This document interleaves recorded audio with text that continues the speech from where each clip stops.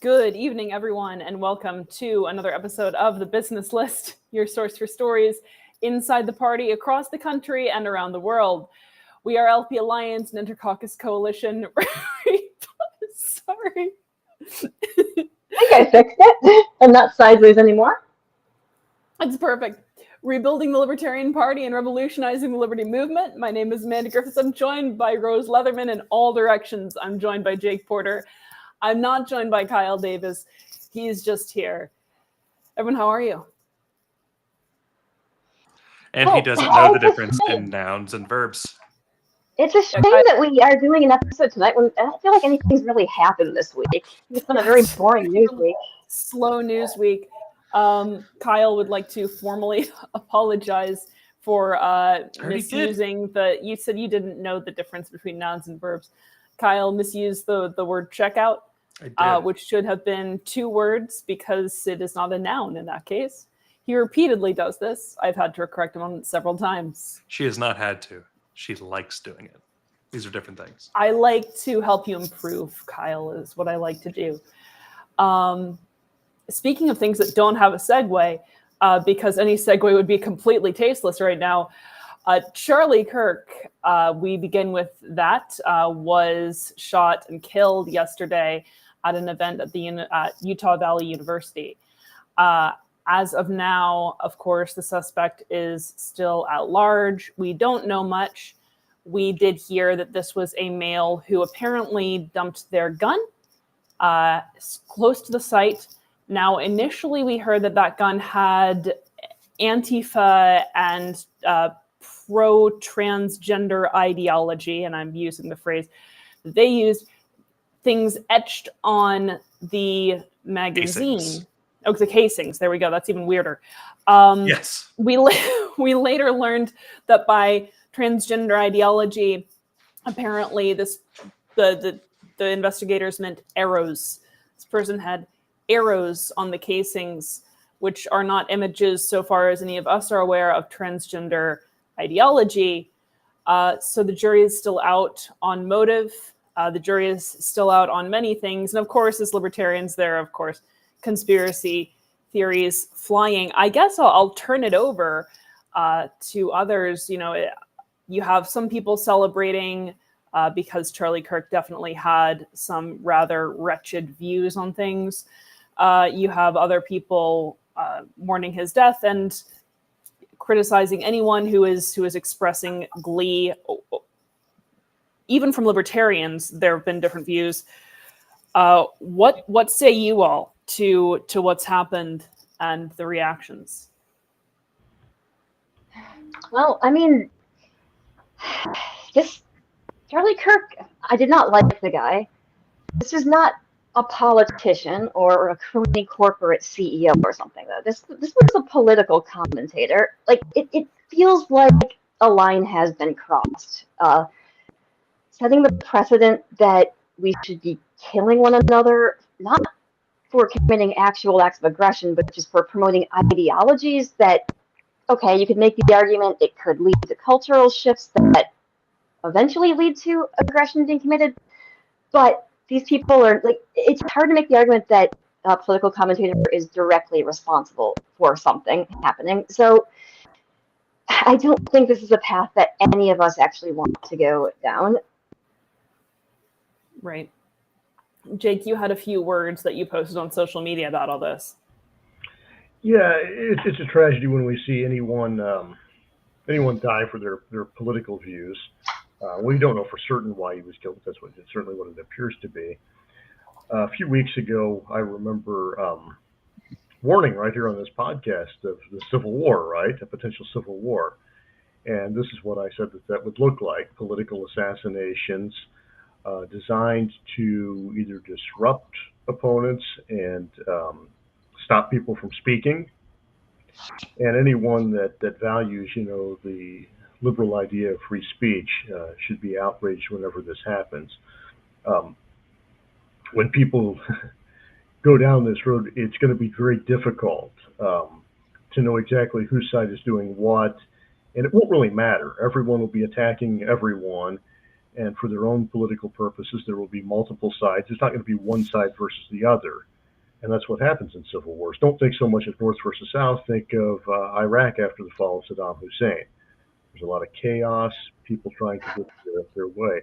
Maybe it won't be like this. Maybe it'll be like the 1960s. A lot of political assassinations that happened in the 60s. We got out of it.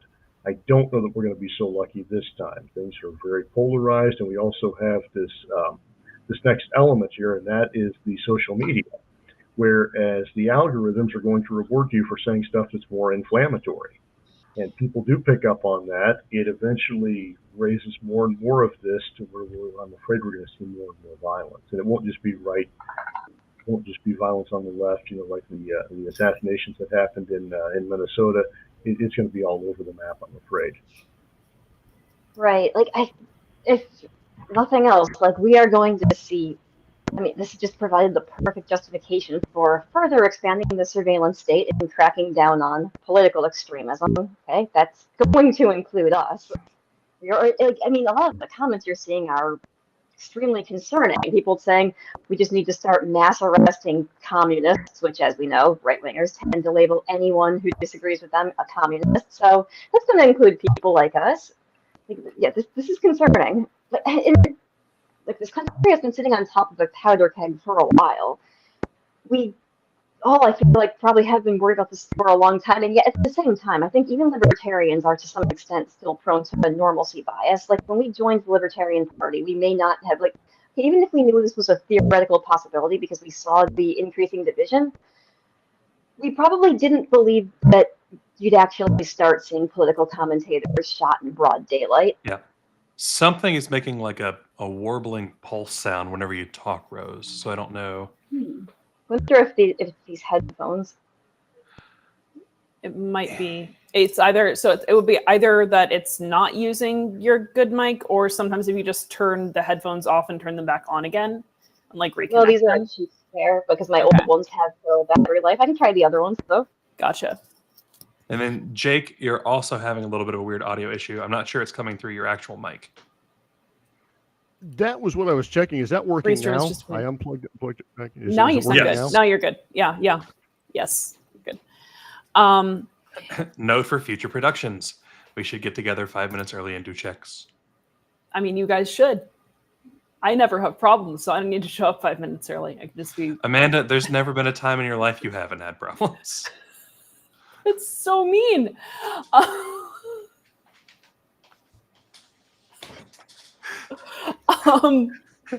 Moving on. How about now? Maybe, I don't know. She spoke very quickly. So if you have...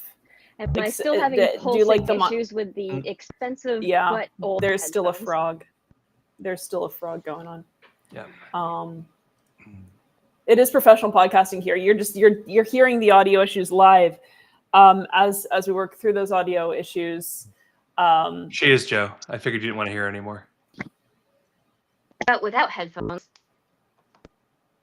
Still frog. And it didn't change sound. Huh. That's weird.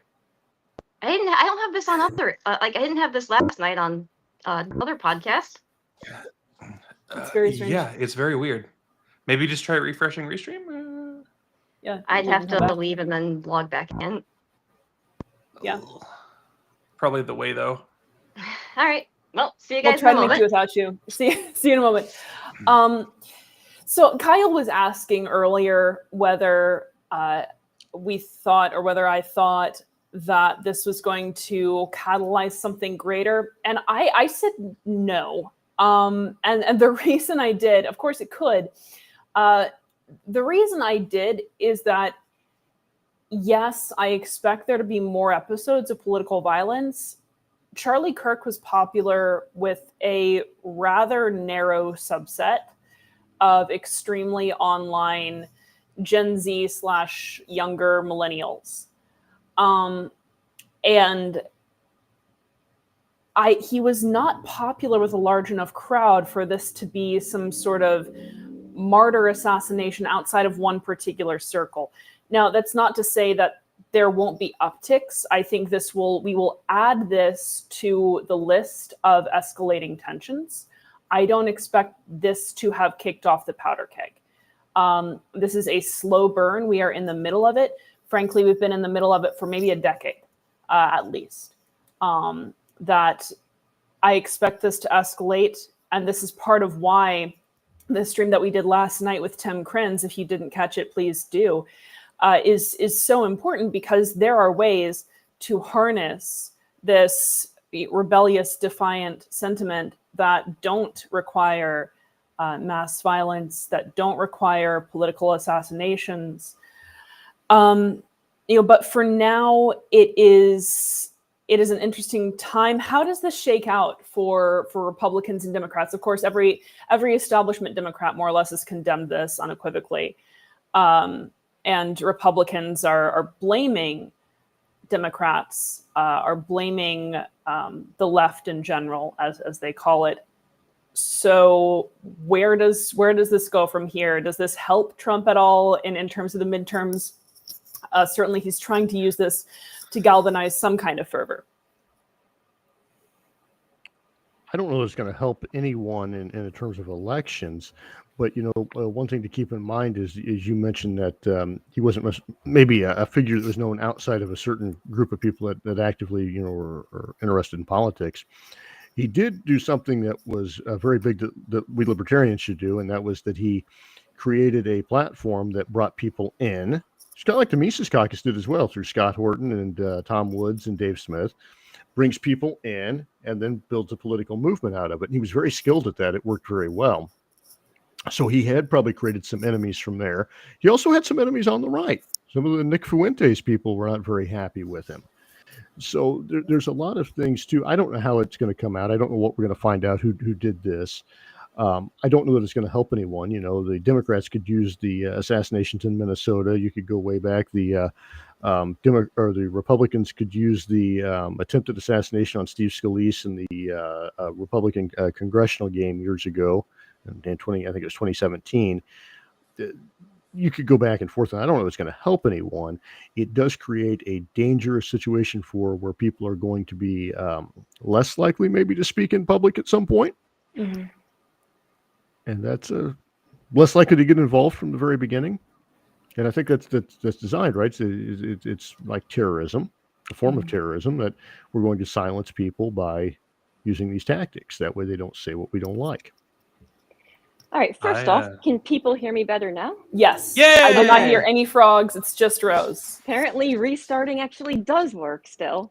Sometimes. Just restart the computer is what people always tell you. But yeah, it's just reloading the browser window. Anyway, well, I'm wondering, are people going to have to start, I don't know, wearing full body armor or having bulletproof glass in front of them or something? I'm this is an actual surprised. concern now. I'm surprised people like Ben Shapiro and Charlie Kirk don't, when they go to campuses, have bulletproof glass in front of them. I mean, he had a bulletproof vest on, from Yeah. what I understand, and Yeah. Presumably he had security detail with him. But Yeah. this is an actual concern now. It's like when you go to a movie theater and there's the theoretical possibility that the place could be shot up while you're trying to watch a movie. Mm-hmm. Mm-hmm. There are So- certain places you get shot at that it's not gonna matter. And if someone wants to kill you bad Right. enough, it's Oh yeah. and enough people out there. I guess that's the sad reality. That's the thing that I'm going to talk on for a second here. There's been a lot of speculation that this must be a professional shooter because of where he was, where Charlie was hit. And as someone who grew up shooting and was in the woods a lot and everything else, it was a 140-yard shot from a bolt action 30-06. That's a very common deer hunting caliber. It's, it is not necessarily, if Charlie's not moving, an overly difficult shot. Mm-hmm. However, no one is going to aim specifically for the carotid artery because there's too high of a chance of windage making you miss. 2 inches and Charlie Kirk doesn't even take damage. So what this suggests is that the target was not the carotid artery. Probably supposed to be a headshot, most likely, Mm-hmm. right? Mm-hmm. That's exactly what I would guess. But similarly, a lot of times, everyone who has ever looked up where to shoot a person knows that you shoot for center of mass, and people are notoriously bad at knowing where the center of mass is. But he was also wearing a bulletproof vest. And they may have Right. known that Yeah. or assumed But that he- he Yeah. probably would be. But even if you assume that they didn't know about the bulletproof vest, routinely when people think of center of mass for shooting, they think of the chest. Right, it's way too high if you actually know what center of mass is. But people routinely think of the heart, the chest area, and if you're aiming for the chest and Charlie has just leaned down to grab a microphone and is coming back up, you're talking about a 6-inch difference, give or take, maybe 8 inches, which is pretty reasonable for a cheap rifle and a mediocre shot.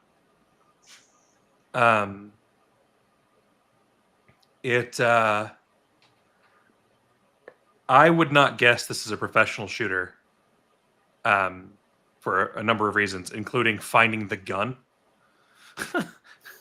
If you're a professional assassin, why would you not have a rifle that is a simple takedown rifle, one where the stock comes off, and so it's a backpack gun, right? So you just throw it in your backpack and walk away and dispose of it properly, rather than running through the woods and dropping in the woods somewhere. You would go take that gun and slag it, right? You'd melt it down and destroy the shit out of it. I just So- find it, yeah, it's like finding a passport conveniently outside the World Trade Centers. I mean, yeah, happy 9/11, everyone. Happy 9/11. It just seems very convenient that they found a rifle and bullet casings with pro-transgender messages on them when Which didn't even end up being pro-transgender, but yeah. Oh, okay. Because Yeah. it's like, okay, so the first attempt. They to also push- captured the shooter twice, and it turned out to be the wrong person. Right. Yeah, it's odd. Like, okay, so the attempt at passing a transgender gun ban didn't work the first time because, even to their credit, enough conservatives saw through that as a foot in the door to further stripping people of their right to self-defense, that even a lot of conservatives managed to be against this. But now, so yeah, then a popular conservative personality gets shot, and now they're trying again. It just seems very convenient if that's what was found. Absolutely. I'm wondering if this person was on the FBI's radar. Possibly. We don't know. I mean, it also could be some crazy right-winger who is trying to create a diversion by making it look like someone on the left did it. So, I mean, yeah, at this point, we don't know. Well, yeah, and I mean, the Groypers were not fans of Charlie Kirk. We're not Right. fans of his stance on Israel. So there is that possibility. We don't know. We don't know. But like I said, that's what civil wars look like, right? We don't know, but everyone has an opinion, and a lot of people want to get, no matter what happened, they want to get their narrative out. Mhm. Unless we've seen that happen in every shooting, right? It was this person before they even know details. People are releasing people that were not even the shooter, just to get their narrative out that it was a registered Democrat or it was a registered Republican, and we don't even have the details of Right. Posting these, but they're pictures of always people. I mean, And- that's like, unless you know it's the shooter, that's dangerous. People are out for blood. You don't post some random person's photo unless you're absolutely certain that that's the right person. Mhm. Um, Yeah. And, sorry, go on, Kyle. I think Richard is exactly correct. As someone that watched the video, not of my own volition. Yeah. As soon as he got hit. So, I'm not going to show the video, obviously. But when Kirk gets hit, he jerks backwards and his hand comes up part way and it stops. Yeah. And for anyone that's ever watched an animal die, it's exactly what happens. He reached for his neck and he was dead before his hand came up. When his hand stopped moving, he was gone. I thought he was still alive when he arrived at the ER, but didn't survive. That's their claim. But That's the claim, and we don't know. But it did not look like a survivable wound. I mean, you have to have, you could have had some brain activity going on. When he arrived at the ER, it's possible that they could have at least, at least have managed to kind of contain a little bit of the bleeding. But yeah, we don't know. And I think so. Yesterday, someone in LPA was talking about how they were very concerned, basically about how either Democrats and Republican conservatives and progressives can use this. Authoritarians on all sides can use this as a way to introduce further and further authoritarianism. And the case that was made back was that, well, yes, of course. And that's why it's so important for libertarians not to shrink back and in fact to rise forward, right? It's just so frustrating. Like, I'm frustrated with libertarians. we should be, people should, wait, okay, I make a point of deliberately surrounding myself with people of different ideologies, because once people can stop talking past each other and can actually reach common ground, you realize that you usually more or less want the same things, with some exceptions. But in general, most people do want more or less the same things. But we are deliberately being fed a narrative meant to divide us. And it's working. Like, it's just so frustrating. People need to realize that the state is the enemy. And we can want that talking, talking with one another. We can want that dialogue. We can work toward that dialogue. But I also don't think that we can count on that dialogue. Right. That it has to, it has to be a time when libertarians are able to put themselves forward, to put ourselves forward and be strong and be forceful and say, there's another way to look at all of this. And not to get into these factional wars, not to get into the progressive versus conservative wars, but just say there is a different way and actually have a solution for people and have a presence on the national stage. And that's going to require an overhaul of a lot of our communications, going to require a lot of, an overhaul of the way that we do politics as libertarians. But damn it, we have to do it. Now is the time. Yeah, I mean, we need to be united because, it's getting dangerous out there. And Also, it doesn't take very many go ahead. people that want violence. It doesn't take very many people that want violence, and we could even have a majority of the country that want to have dialogue and want to talk, and a small minority could mess that up for everyone if they really, really want violence. And there's not much that we can do about that. There are certain words that when we call people certain names, slurs, whatever, that it does resonate with people and over the long term can cause violence to happen. It doesn't mean you deny people their free speech to say these things, but with free speech does come that personal responsibility that if you don't want to see this happen to the country, maybe think about your words a little bit more. Yeah, I actually said something similar recently. Like in addition to trying to avoid getting trapped in echo chambers and trying to be around people of different ideologies, because that helps remind you that these are people. Even if I don't like some of what they're saying, like these are still people. But also, like, when you're joking, even if amongst your friends it's just jokes about killing people, or just jokes saying, oh, such and such group are not actually people, like, you may be joking, but over time you start, like, that idea, you start to kind of normalize it. And I guess it's hard. I'm not quite sure how to describe it, but I think over time, especially when you've got other people reinforcing those ideas, and bouncing this idea off of one another, I think over time you do start to believe that another group of people is less human, less deserving of the right to life, liberty, and pursuit of happiness. In response to Susan Barney's question here, I have seen many LP affiliates put out some good statements very quickly. Did the LNC put out something? So the LNC definitely shared Stephen Nikala's statement. I personally have not seen anything directly from the LNC other than that. To answer the comment saying groupers would not do this, that is correct. Groupers would not do this as they cannot pull a trigger with their fins, most likely. So. They couldn't be out of the water that long. It'd be very that difficult. too. Yeah.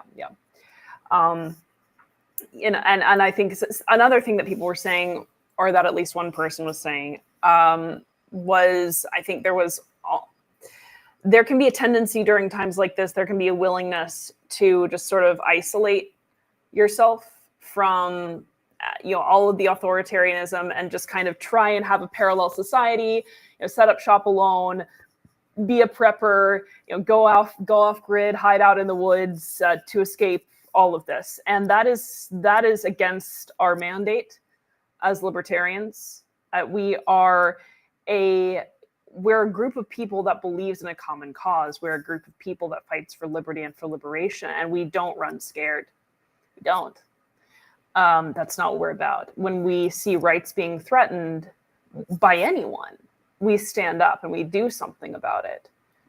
And I know it's hard, and sometimes it can seem hopeless, but this is the thing, is it only seems hopeless because of the lack of faith that people have in someone else's ability to stand beside them. If we all stand beside one another, we will know that we are standing beside one another, and we can act and we can move forward. Hector does make a good point about the multiple statements of state young Democrats and Republicans, that joint statements, and that's very good to see.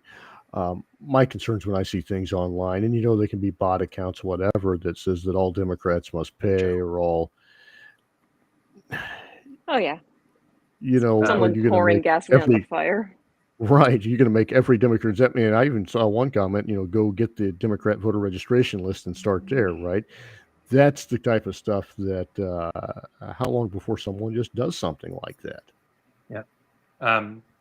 To go back to Susan's question for a second here, there is an official. Well, there's the shared statement from Stephen Nikalo that does start with the Libertarian National Committee condemns the shooting of Charlie Kirk at Utah Valley University.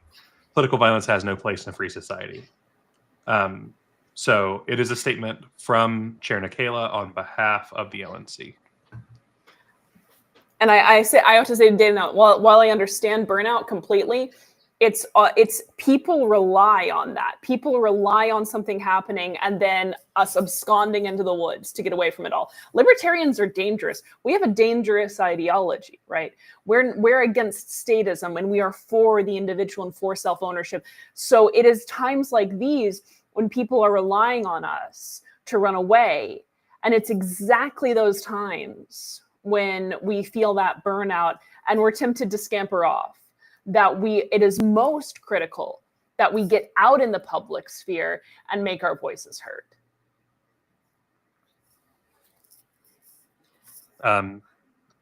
So obviously today is also 9/11, as previously mentioned, 24th anniversary of something that, for everyone on this show was a pretty memorable event for us, right? It's all of us were at least in middle school. Yeah, that was around the time I think a lot of us we were might sixth have been grade. starting to have our middle school. political awakenings, or That's not maybe middle school for maybe in everyone. the years that followed it.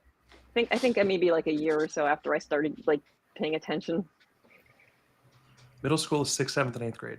It is also 7th and 8th grade.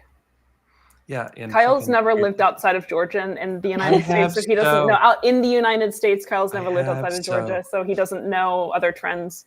5th grade was middle school for my district, but that actually varied by district in my state. Well, I believe Kyle is right. Kyle is correct on this. It was 7th and 8th grade was middle school where I was, and I was in 7th grade at the time.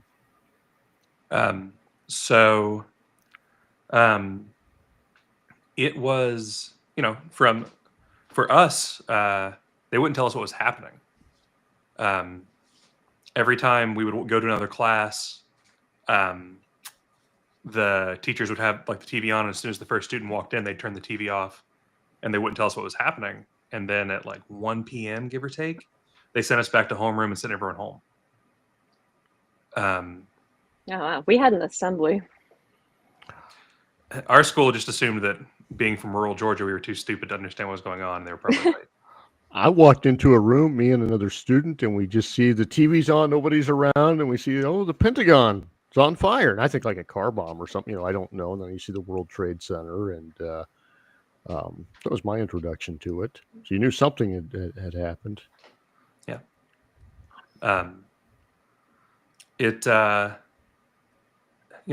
normally, like on a thing like this, we would probably just touch on it and move on. There's not a whole lot of like new information or new news about 9/11. But I wanted to make a point here. If you have never read the manifesto of Osama bin Laden, it is worth reading, as a lot of the things that he said were going to come to pass, and how the attack on the World Trade Center was going to destroy the U.S. because of the political strife that would come from it and everything else. It feels like it's coming to pass. But it's not because of it's actually not because of the attack on the World Trade Center. Like after that, there was a dramatic upsurge in patriotism, and everyone had an American flag out. The rally around the flag effect. Yeah. But like he talked about it as a 30-year plan. Well, right, but I don't think this has to do with international terrorism. I don't think that this has. I do not see this as being a reaction to anything related to 9/11, apart from there's been a splintering. There's been a splintering since the introduction of the Patriot Act. Well, that's I see That's it what as I think. It's caused all of these things that have built up. I don't think it's caused it. I would say more 2008 financial crisis. I don't know if that makes me Marxist, but I think the financial both crisis did. was escalated because of it. I mean, 9/11 was an excuse for the Patriot Act. Lawmakers had been wanting to put that up, had been wanting to implement something like that for a long time. But even like back in the 90s, the idea of like government agents just like looking into what library books you'd taken out or something was still like, that was something that like people would be angry about that. Now it's just expected that government officials can find out basically everything we do in our private lives. But they needed an excuse to implement their high-tech surveillance programs. Then people like us, well, they claimed it was going to be temporary. I remember I was like 15 at the time. I'm like, this is not going to be temporary. Everyone acted like I was crazy. Of course I was right. And of course it ended up being turned around on the citizens, just like a lot of us said it would. People are like, no, this is just going to find those scary brown people. It's not going to be used on U.S. citizens. Really? So what I remember as like kind of one of the more formative experiences that I had as a result of that was I remember, going into, coming home, and it was only when I came home that I heard what happened. I grew up in Washington, D.C. It was only when I came home that my parents told me definitely what a place happened. where you should be able to stay in school and there's no threats at all. Yeah, but people, like, we stayed in school the entire day. Some people's parents took them out. We didn't know why. But my point is that, so I come in and my mom and dad tell me what happened, and the television is on. And my parents kept the television on for the entire evening. And I remember they had, for the first time, the little chyron, like we have down there, the little news ticker. And there were barely any commercial breaks. And then every time, if there was, it would come back to breaking news. And I remember thinking, I genuinely did, this is going to fundamentally change our relationship to news media. There is not going to be anything that is not sensationalized since this, because otherwise no story tops this. Everything is going to be breaking news from this point forward. There's going to be 24/7 news. There's always going to be alerts scrolling. People are going to be glued to news media. This is a fundamental shift in the way that we consume news. And I think certainly we see that in an incredibly sensationalized culture where everything is shock value. Everything has to be a quick punch. Yeah, everything was trending towards that already. Like, do you guys remember the Summer of the Shark, which was the summer before 9/11? I don't. So they claimed there basically were shark attacks everywhere, and there was shark attack happened. Chandra Levy, the I do remember Chandra Levy. Yeah. that Shark was the big attack story. happened. It got tons of views. So then every other time there was a shark attack, the news media would make a huge deal of it. There are all these people who are speculating. They're like, what's going on? Why are there all these shark attacks? There must be something in the water, or why are they so aggressive? Well, in actuality, not only were the shark attack numbers pretty normal for any given year, but I think they were actually lower that year than they had been in previous years. But by sensationalizing it, they created the illusion that there was suddenly this epidemic of shark attacks. Like this continued right up until September, and then 9/11 happened, and then that kind of stole the spotlight. Like, that's why we have Shark Week still. So Hector asks a question that I don't want to like get off on forever or anything, but I think it's a fun moment of libertarian conspiracy. Do you believe the government narrative around 9/11? I'm an aerospace engineer. What is the We had government to- narrative? First of all, we have to like. They hate us for our freedom. What So it- Kyle, like, does jet fuel melt steel beams? It can certainly soften steel beams enough that they can no longer have the structural integrity to hold up a building. Yes.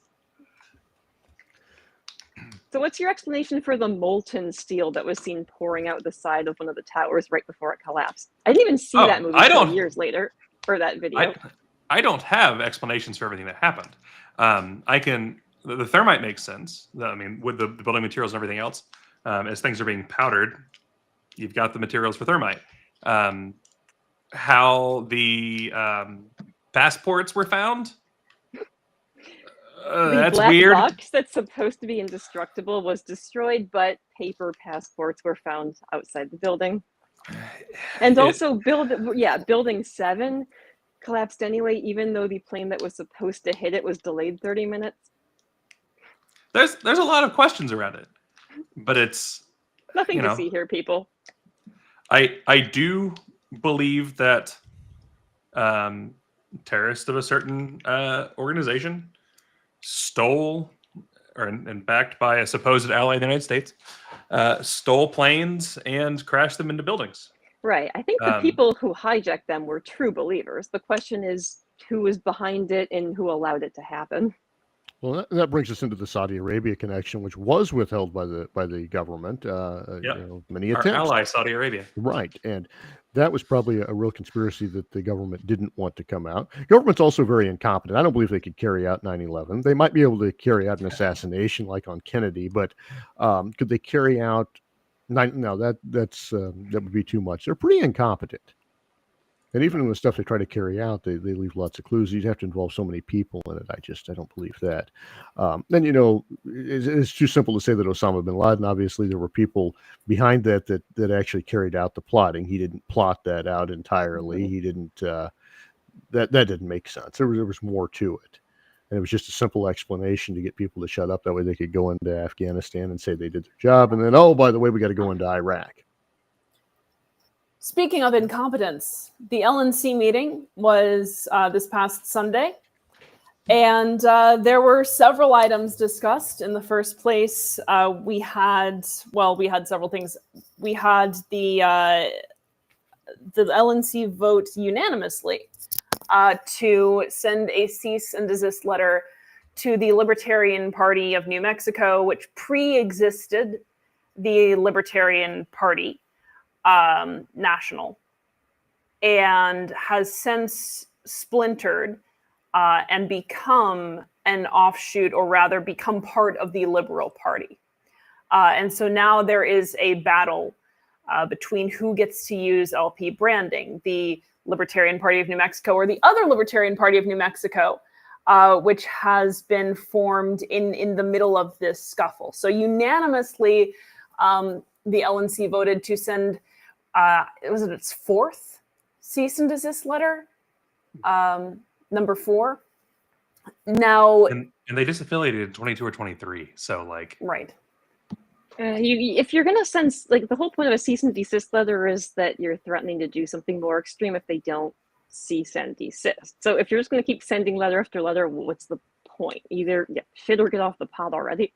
Well, so what we do know is that there are plenty of people within that group that would be happy to return to the Libertarian Party under the right circumstances, which would involve a pretty dramatic change in leadership and a dramatic change in structure. So when we're talking about the cease and desist letter, there are other talks being had that could easily be stymied by the cease and desist letter. So it's a little bit of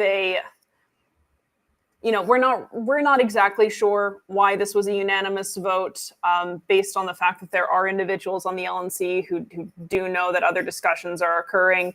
If it's just to placate individuals that want to see more legal action, it's one thing. If it's just getting along to go along, that's another.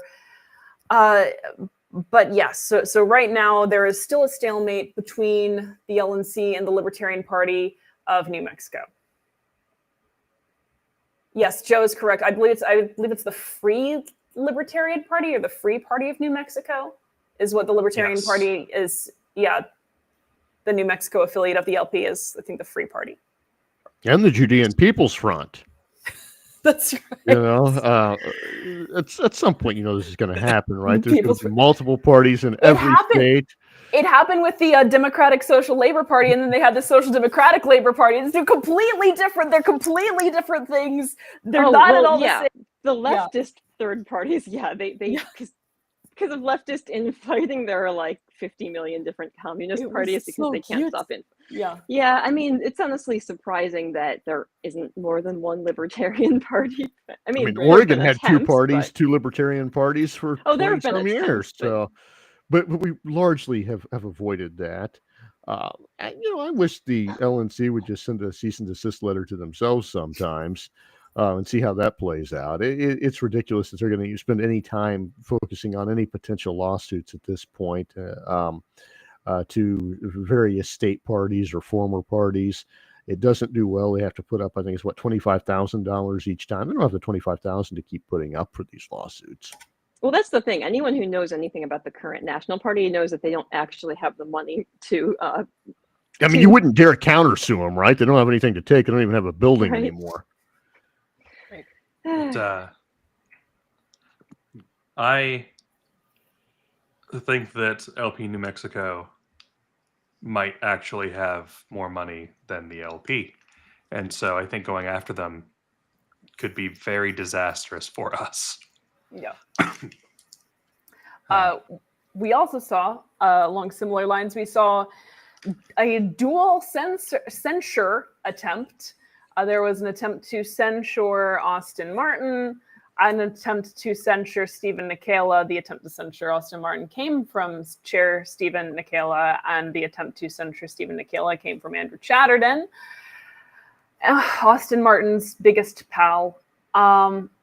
Both censure attempts fell flat, and so now I am almost deliberately confusing censure and censor, since nobody seems to be able to tell these things apart. These are two different things. If you censor somebody, you tell them they can't talk. If you censure somebody, you tell them that you're very mad about what they said. I think they tried to do both, didn't they? Didn't they censor Martin by turning his mic off? Okay, well, Kyle's Zoom censored Martin by turning his mic off.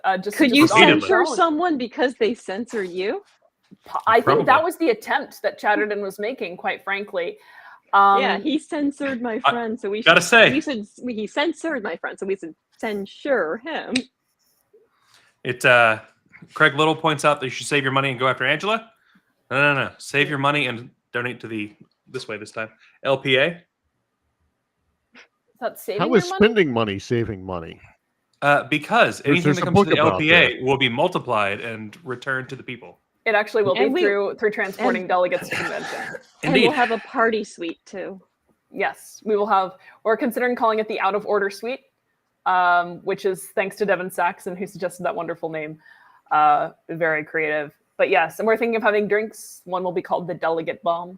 Yes, I agree, Sam. Both censures were problematic. Happy they both failed. I just think they're both dilatory.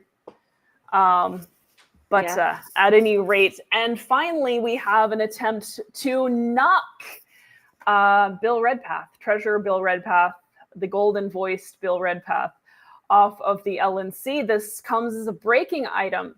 It just came a couple of hours ago from Ben Weir, who strangely did not send this to the public, or he didn't send this to the LNC. He sent it to the public list. Is that correct, that he didn't copy it to the LNC? It was just the public list. So basically, it looks like what happened, because I looked into that after that was pointed out. It was forwarded from a previous email. Okay. And so that email only went to the public list. but there was another one that had gone to the LP or LNC earlier. So the reasons for attempting to throw Bill Redpath off of the, or call for his resignation rather, according to Ben, first of all, is that he wants to be off of the LNC anyhow. So if that's the case, then why wouldn't you just allow him to resign? Then there is, all right. I am writing to you with deep concern regarding the continued performance and conduct of our treasurer, Bill Redpath. After observing a consistent pattern of neglect of fiduciary duties and actions that have harmed party functionality, I believe it is time for this committee to formally address the matter. The treasurer's responsibilities are not ceremonial. They are central to the health of our organization. Unfortunately, Mr. Redpath has repeatedly failed to meet the standard of reliability and accountability this role demands. These failures include failure to provide timely and accurate financial reports, leaving the committee without the information needed to make sound decisions. Neglect of transparency obligations, with financial inquiries often met with delayed or incomplete responses.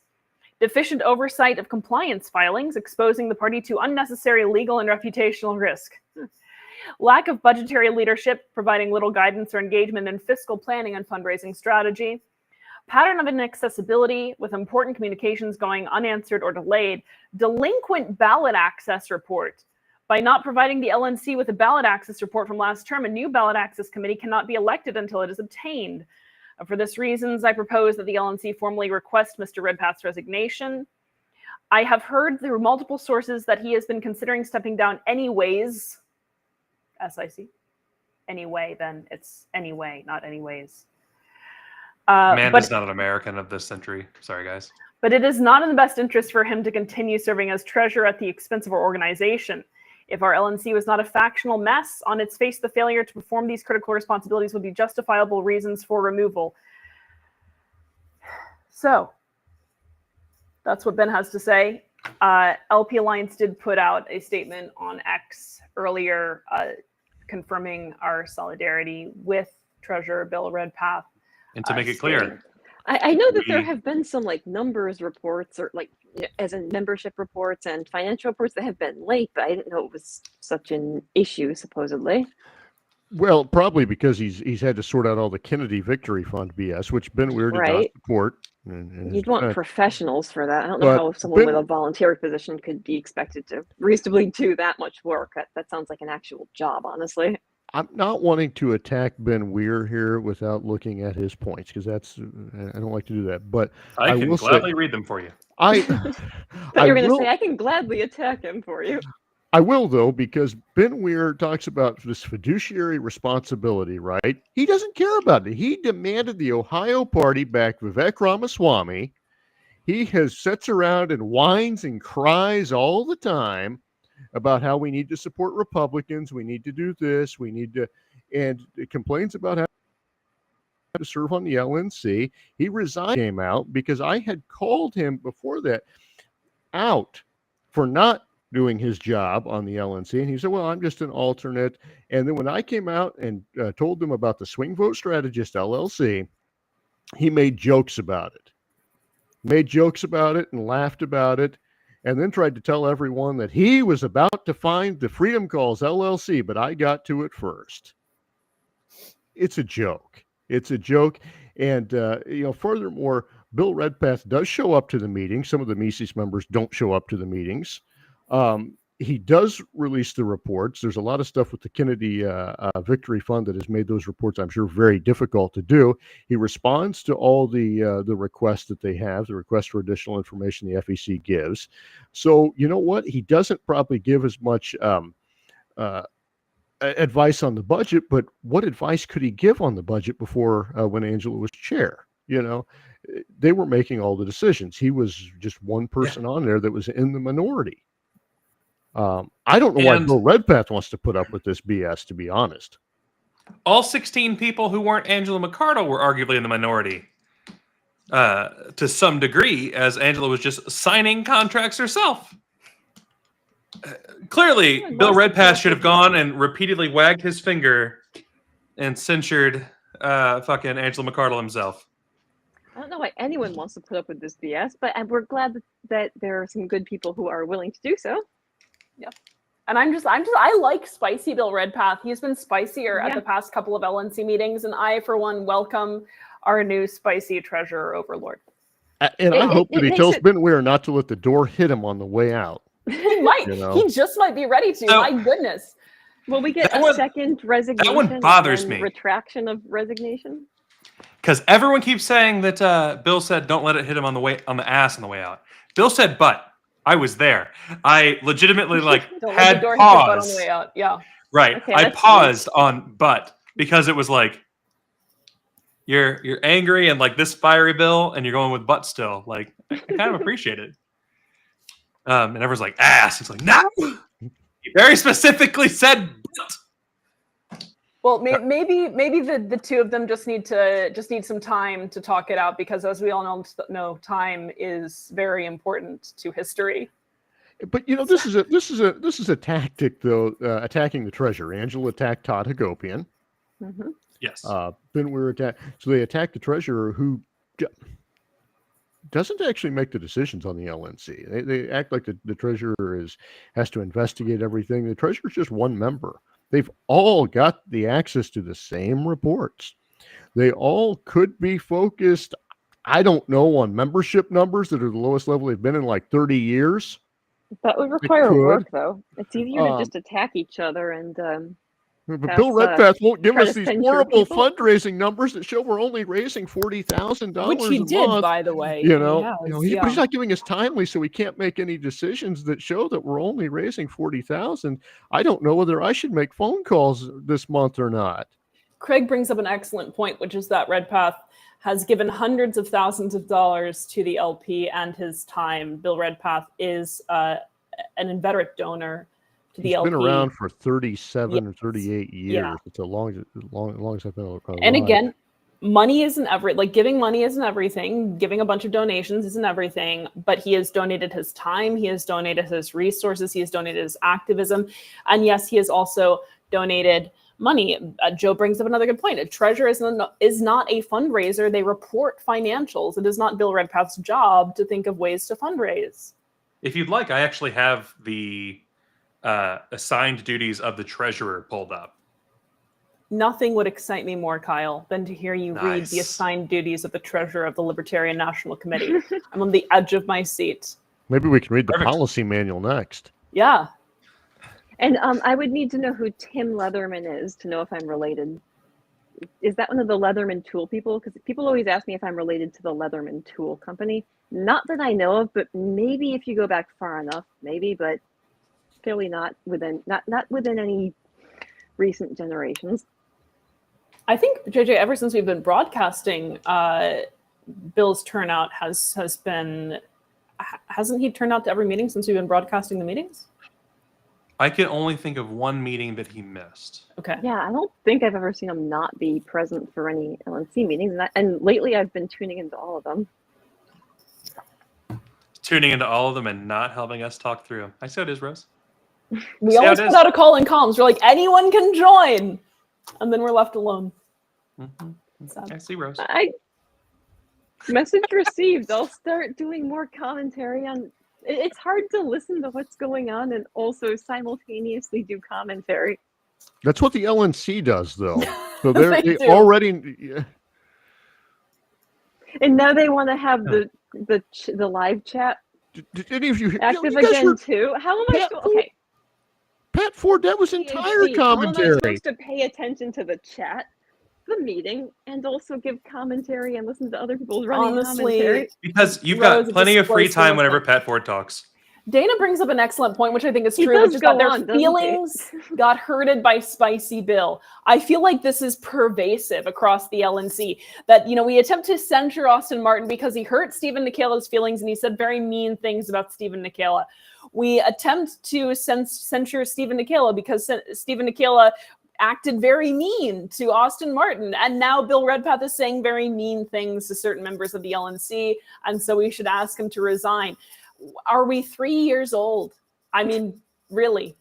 I feel like we simultaneously, or like, okay, we say we want a professional LNC that we can safely ignore and I finally don't. focus You on say things that. like our I have state never parties? said that. I do not But want to the ignore the thing LNC. So the thing is, I feel like we're all getting way too much entertainment out of watching the meetings because there's always drama, Well, there and see and the more this, drama, the more people tune in to see the drama. this can actually be capitalized, right? Capitalized on. Yes, that- it would be a reality show. Well, you can have an LNC that is vocal and that is principled and that has rigorous ideological and policy debates. You can have all that, and you should have all that. And the LNC should be a mechanism of amplifying states' agency and empowering that without overpowering it, right? So this is a great way to get members interested in what's going on in the LNC. Now the LNC has to pick up the baton and do things that are worthy of members' interest. Oh, that's impossible. It's not.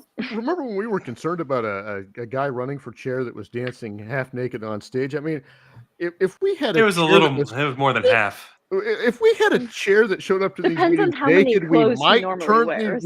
turn the video off. But if they were still competent, I mean, it would beat what this LNC's doing, right? It's like, okay, that's weird, but you know, at least they're raising money. At least they're not suing everyone and you know, selling the building at a loss. You know, so we're like, oh, that's embarrassing. No, this is embarrassing. This is truly embarrassing. Whenever you see these meetings. And it should be a reality TV show. There should be a Netflix series about all this. Honestly, I do think it is an untapped opportunity. Everyone, like, people would If watch people- this, and it yeah. wouldn't just be libertarians. If people will watch a show about pageant moms, come on, they have to watch a show about libertarians. Absolutely, absolutely. I mean, I sat through the Democratic and Republican national conventions, and all I could think was, wow, these people are such squares. There's no one getting up and drunkenly shouting into the microphone. There's no one running onto the stage half naked. This is so boring. It was But cool. Rose- Like for the Democrat, like no, I actually had. It was more entertaining to watch streams of the protesters outside than to watch the actual conventions. Which we should take note, and we should be the protesters outside. We can, yeah. Do we want to be But- delegates or do we want to be? Oh well, okay, not for the Libertarian convention, but okay, yeah. Yeah, But, like- next time there's a presidential election, we should be protesting outside both duopoly Yes, conventions. Absolutely, we should. And the Libertarian Convention. That would be protest them funny all. if we stood outside protesting our own convention. I We would- would run inside to vote when there was a vote going on, and then we'd run back outside and just hold up signs. I think, yeah, this is a great opportunity. Oh yes, please do. Please buy the merch. It says death to all kingmakers. Actually, there's no C there, but death to kingmakers. Buy our merch. Help us fund people getting to convention. It's very important. We could even be funding you getting to convention. You never know. Your money could be coming directly back to you in the form of us paying for your travel and your lodging as a Povertarian. We can have a Povertarian suite for you as before. It will be phenomenal. So please do donate to LPA. Buy merch from LPA. We will thank you. Libertarianism will thank you. The cause will thank you. All right. So on Wednesday, we have another solidarity stream. We have a very special solidarity stream because on Wednesday, we have a solidarity stream that is actually about the solidarity movement. So you want to check that out, that meta solidarity stream. On Thursday, we'll have another episode of the Business List. We'll probably be talking to you before then because there's always something going on. For a party that does so little, there's always so much to discuss, and we should be capitalizing on that once again. Until next time, everyone, we are the Business List. If it'll let me swap scenes, it won't. I hope it won't. Hold on. We're gonna say anarchy.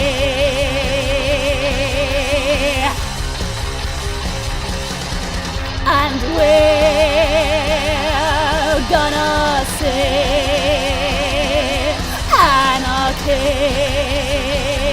anarchy.